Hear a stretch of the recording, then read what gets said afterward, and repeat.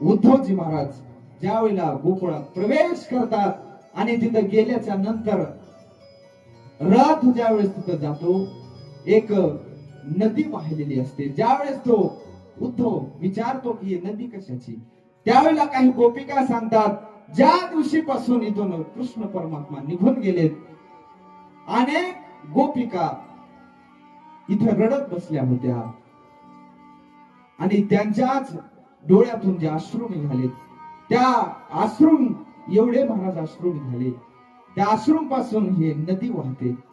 उद्धवाला आश्चर्य वाटलं. ज्या वेळेस उद्धव नंद बाबाने यशोदेकडे जातात, गेल्याच्या नंतर नंद बाबाला असं वाटतं की माझा कान्हा आला का काय, धावत धावत त्या उद्धवाकडे जातात आणि त्याला घट्ट पकडतात महाराज. आणि ज्यावेळेस पाहतात तर कृष्ण परमात्मा नसतो, उद्धव असतो. तो सांगतो मी कृष्णाचा सखा आहे. त्यावेळेस नंद बाबा प्रश्नावर प्रश्न करतात, मथुरेत सर्व कुशल आहे ना? त्यांना वृंदावनाची त्याला आठवण येते का, आईची आठवण येते का, वडिलांची आठवण येते का? वेगवेगळ्या प्रश्न करू लागले. उद्धवाला काही नव्हतं की काय बोलावं. जो पत्र तत्वज्ञानाचा उपदेश करणार होता तो विसरून गेला महाराज.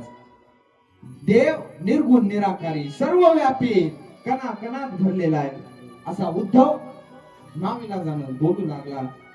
त्यावेळेस नंद बाबा सांगतात, तुझा उपदेश आम्हाला नको बाबा, तुझा उपदेश तुला राहू दे.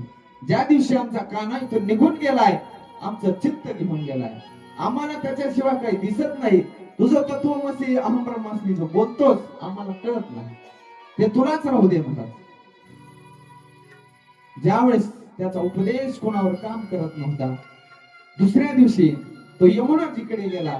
यमुनाजी पाशी गेल्याच्या नंतर त्या